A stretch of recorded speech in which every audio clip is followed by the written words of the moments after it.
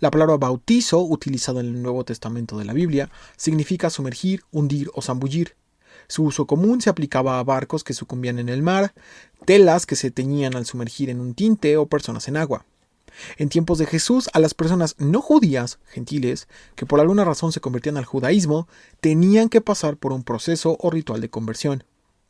El efecto final sería que la persona, a pesar de no haber nacido judía, pudiera incorporarse a su cultura. Lo anterior en el contexto de que hasta los tiempos de Jesús seguir al Dios de Israel implicaba no solo afiliación religiosa, sino literalmente cambiar de nacionalidad. Esto porque, entre otras cosas, toda persona ajena era considerada como no escogida por Dios. Deuteronomio 7:6. Porque tú eres pueblo santo para Jehová tu Dios. Jehová tu Dios te ha escogido para hacerle un pueblo especial, más que todos los pueblos que están sobre la tierra. Siguiendo con la idea, para que el gentil pudiera incorporarse a su nueva cultura o nación, pasaba por ciertos pasos. 1. En los varones era necesaria la circuncisión como señal del pacto, emulando el evento que Abraham hizo con toda su casa cuando Jehová se lo ordenó. 2. Inmersión en agua, que simbolizaba purificación y nuevo nacimiento espiritual. Era un autobautismo, es decir, la persona se sumergía por sí misma en presencia de testigos, y representaba dejar atrás la condición de gentil e ingresar como miembro del pueblo de Israel.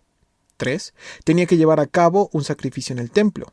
Y 4. En muchos casos su nombre era cambiado a uno de origen hebreo, aunque este último no era estrictamente necesario. Con ello, quedaba sujeto a toda la ley de Moisés, como un israelita de nacimiento. Y, para las autoridades religiosas, una persona que realizaba el ritual de conversión se le consideraba como un niño recién nacido. Volviendo un poco en la historia, al inicio del trabajo de Jesús, su primo, Juan el que bautizaba, precisamente llevaba a cabo una inmersión. Marcos 1:4. Bautizaba a Juan en el desierto y predicaba el bautismo de arrepentimiento para perdón de pecados. Y salían a él toda la provincia de Judea y todos los de Jerusalén, y eran bautizados por él en el río Jordán, confesando sus pecados.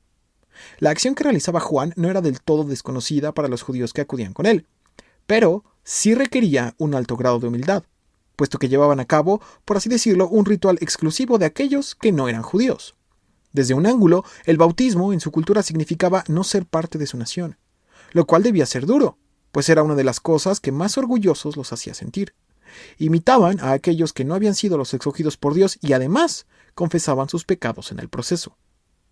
Tal puente es el que daba sentido a los judíos que se acercaban a Juan.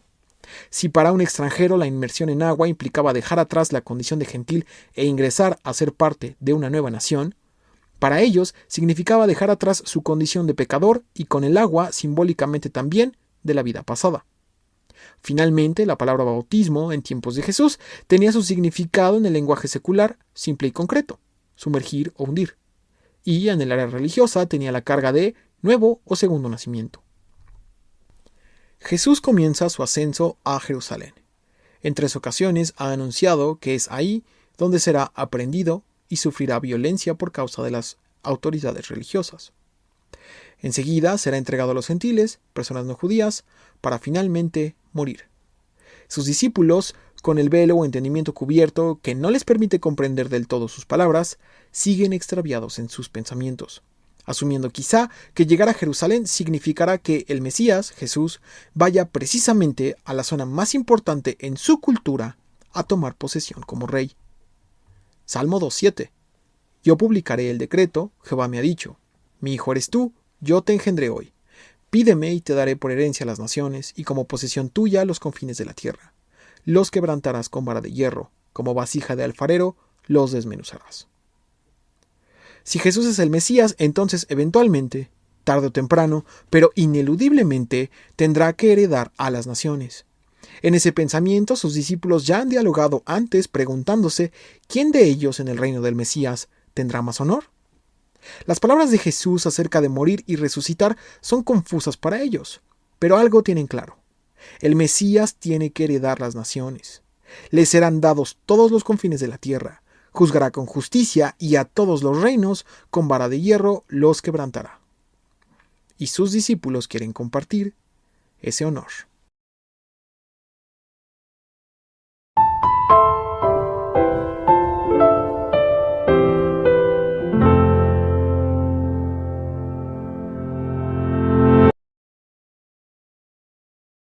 Marcos 10:35. Entonces Jacobo y Juan, hijos de Zebedeo, se le acercaron, diciendo: Maestro, querríamos que nos hagas lo que pidiéramos. Él les dijo: ¿Qué queréis que os haga? Esta misma historia, en la que Jacobo y Juan, ambos hermanos, le piden algo a Jesús, se narra en el Evangelio de Mateo también, con la diferencia de que en ese registro la solicitud no la realizan ellos. Mateo 20:20. Entonces se le acercó la madre de los hijos de Zebedeo con sus hijos, postrándose ante él y pidiéndole algo. Existen varias posibilidades que intentan explicar la diferencia de hechos, ligadas a la estrategia narrativa de los evangelios. Por ejemplo, Marcos presenta a los discípulos de manera más cruda, mostrando su ambición y falta de entendimiento. Su evangelio suele exponer las debilidades de los 12 para subrayar la paradoja del discipulado. Los líderes fallan, pero Jesús permanece al centro. Y en Mateo, suaviza la imagen de los discípulos trasladando la petición a la madre. Esto protege un poco la reputación de Jacobo y Juan y refleja la tendencia de Mateo a presentar a los 12 como figuras más respetables. Marcos 10:37. Ellos le dijeron: concédenos que en tu gloria nos sentemos el uno a tu derecha y el otro a tu izquierda. Históricamente, el lado derecho o la mano derecha han simbolizado un elemento importante en la sociedad. Quizá los registros más antiguos obedecen al uso práctico militar a la hora de combatir, en el que, siendo las personas mayormente diestras, utilizaban esa mano para sostener su arma.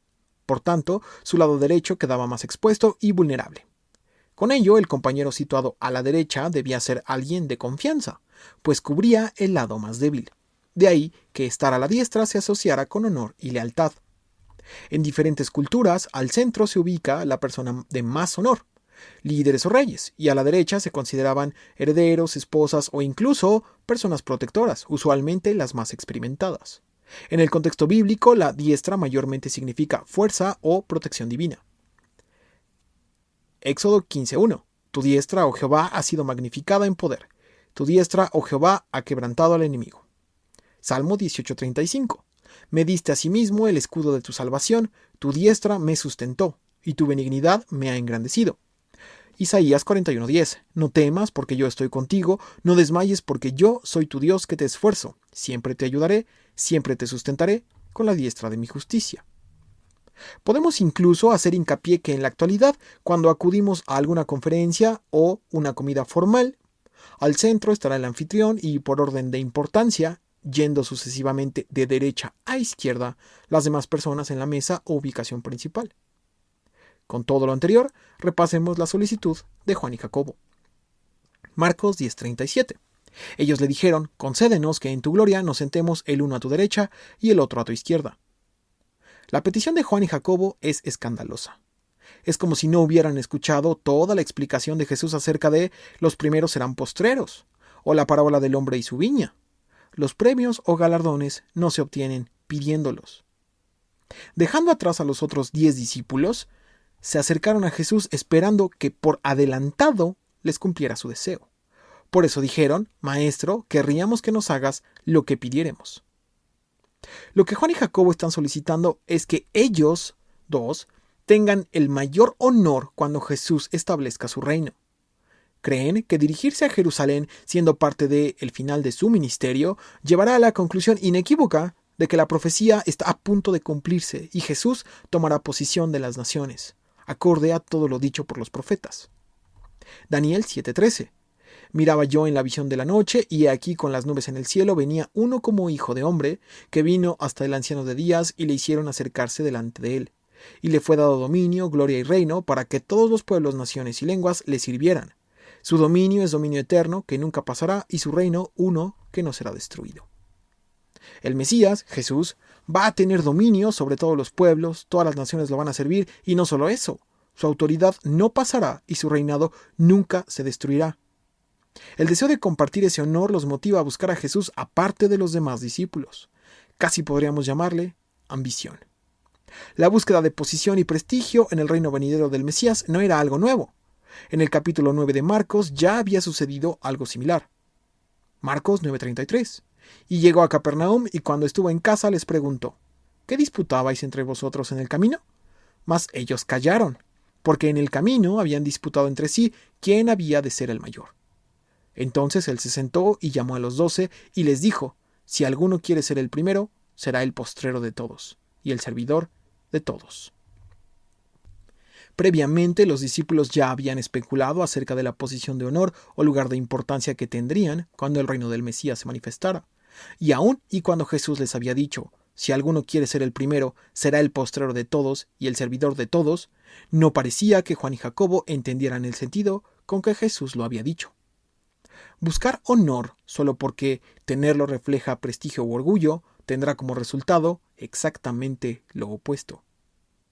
Marcos 10:38. Entonces Jesús les dijo, no sabéis lo que pedís. ¿Podéis beber del vaso que yo bebo o ser bautizados con el bautismo con que yo soy bautizado? Antes de ahondar en la respuesta de Jesús, debemos volver al tema de las diferencias entre los evangelios de Marco y Mateo. En Marcos, la historia dice que fueron los hermanos quienes se acercaron a hacer su petición. En Mateo, que fue su madre. Pero, comparando las respuestas, Marcos 10:38, entonces Jesús les dijo, no sabéis lo que pedís. ¿Podéis beber del vaso que yo bebo o ser bautizados con el bautismo con que yo soy bautizado? Mateo 20:22. Entonces Jesús respondiendo dijo, no sabéis lo que pedís. ¿Podéis beber del vaso que yo he de beber y ser bautizados con el bautismo con que yo soy bautizado? En ambos casos, la respuesta de Jesús es dirigida a Juan y Jacobo, no a su madre. Como resultado, podríamos determinar algunas cosas. Uno, que es probable que la madre de Juan y Jacobo efectivamente haya estado presente. 2. Como elemento narrativo, Mateo orilla la idea de que fue su madre quien hizo la petición, a diferencia de Marcos. Y 3. Sea cual fuere la condición en que sucedió la petición, Jesús contesta a Juan y Jacobo directamente. Es decir, el asunto de la madre pasa totalmente a segundo término. Ahora, la respuesta de Jesús es importante. Entonces Jesús les dijo, no sabéis lo que pedís. ¿Podéis beber del vaso que yo bebo o ser bautizados con el bautismo con que yo soy bautizado?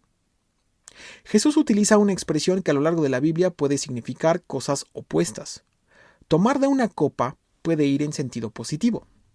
Salmo 16:5. Jehová es la porción de mi herencia y de mi copa. Tú sustentas mi suerte. Pero también puede significar lo contrario. Salmo 75:8. Porque el cáliz, la copa, está en la mano de Jehová y el vino está fermentado, lleno de mistura, y él derrama del mismo, hasta el fondo lo apurarán y lo beberán todos los impíos de la tierra.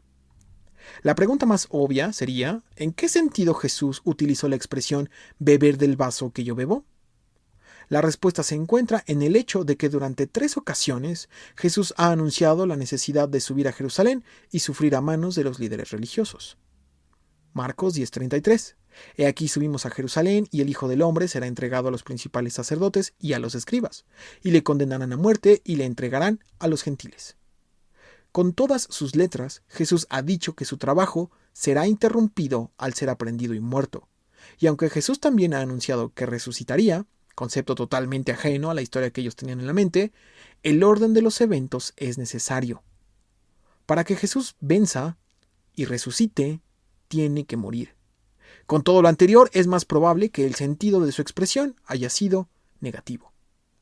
Mencionar la parte del bautismo se refiere al contexto no religioso, sino secular, en el que la expresión denotaba sumergirse, es decir, Jesús tomaría la copa de sufrimiento y también, literalmente, sería sumergido o cubierto por él, en referencia clara a su crucifixión y muerte.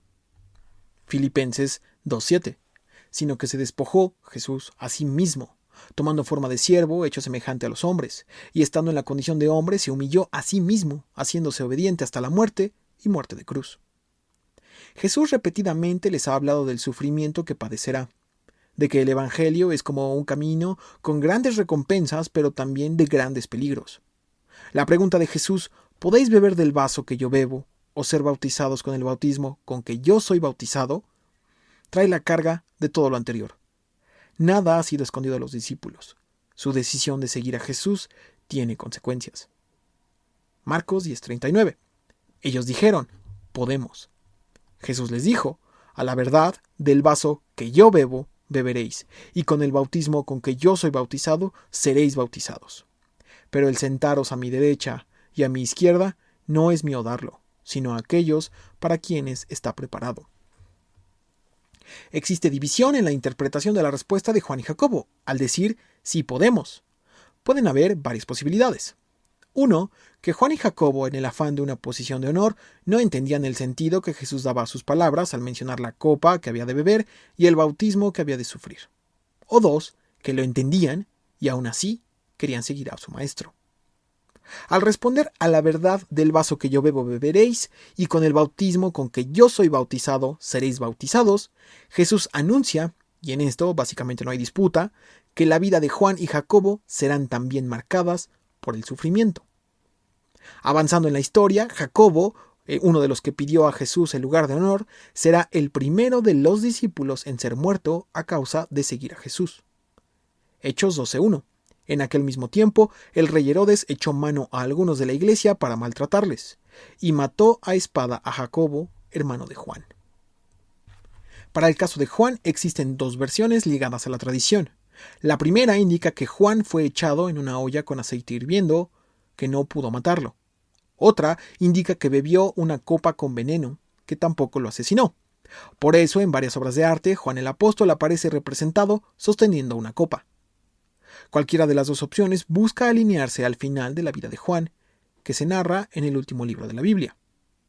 Apocalipsis 1:9. Yo, Juan, vuestro hermano, y copartícipe vuestro en la tribulación, en el reino y en la paciencia de Jesucristo, estaba en la isla llamada Patmos por causa de la palabra de Dios y el testimonio de Jesucristo. Aunque no lo menciona explícitamente, la isla de Patmos era un lugar en el que el Imperio Romano enviaba al exilio a personas. Se cree que así fue como murió el apóstol Juan. Mientras en el Evangelio de Marcos Jesús dice, pero el sentaros a mi derecha y a mi izquierda no es mío darlo, sino a aquellos para quienes está preparado. En el caso de Mateo, en contraste, es claro. Mateo 20:23. Él les dijo, a la verdad, de mi vaso beberéis, y con el bautismo con que yo soy bautizado, seréis bautizados. Pero el sentaros a mi derecha y a mi izquierda no es mío darlo, sino a aquellos para quienes está preparado por mi Padre. Así en Mateo describe que no es Jesús el que determinará los honores o recompensas divinas, tal como lo ilustró con la parábola de los obreros de la viña. Marcos 10:41. Cuando lo oyeron los 10, comenzaron a enojarse contra Jacobo y contra Juan. Mas Jesús, llamándolos, les dijo, sabéis que los que son tenidos por gobernantes de las naciones se enseñorean de ellas, y sus grandes ejercen sobre ellas potestad.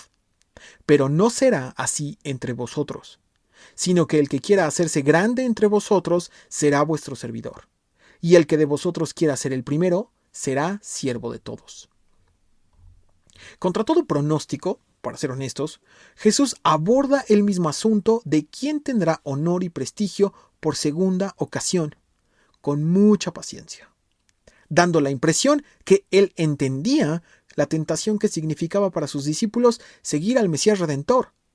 Sus expectativas de reino, gloria y autoridad eran muy altas. Amablemente Jesús corrige a sus discípulos acerca de la distinción de su obra y sobre todo del reino venidero. La comparación de Jesús era sencilla. Su reino no sería como los que conocían, en el que los gobernantes a discreción gobernaban y mandaban sobre sus gobernados. El reino del Mesías sería totalmente distinto. Jesús, el tiempo que ha estado con sus discípulos, les ha mostrado y ha sido ejemplo de lo que Él espera de ellos. Siendo Jesús el protagonista, no ha ejercido fuerza o tomado control de Israel. Al contrario, se ha portado como un siervo, procurando la enseñanza a sus discípulos y a todo aquel que se le acerque, teniendo misericordia de los necesitados y enfermos. Marcos 10:45. Porque el Hijo del Hombre no vino para ser servido, sino para servir, y para dar su vida en rescate por muchos. Jesús concluye hablando de su misión en la tierra. La expresión en rescate por muchos trae consigo lo que será claro en retrospectiva: la imposibilidad de las personas de rescatarse a sí mismas. El rescate del que habla Jesús, que llevará a cabo, es uno que solo Él podría obtener.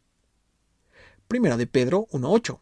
Sabiendo que fuisteis rescatados de vuestra vana manera de vivir, la cual recibisteis de vuestros padres, no con cosas corruptibles como oro o plata, sino con la sangre preciosa de Cristo, como de un cordero sin mancha y sin contaminación.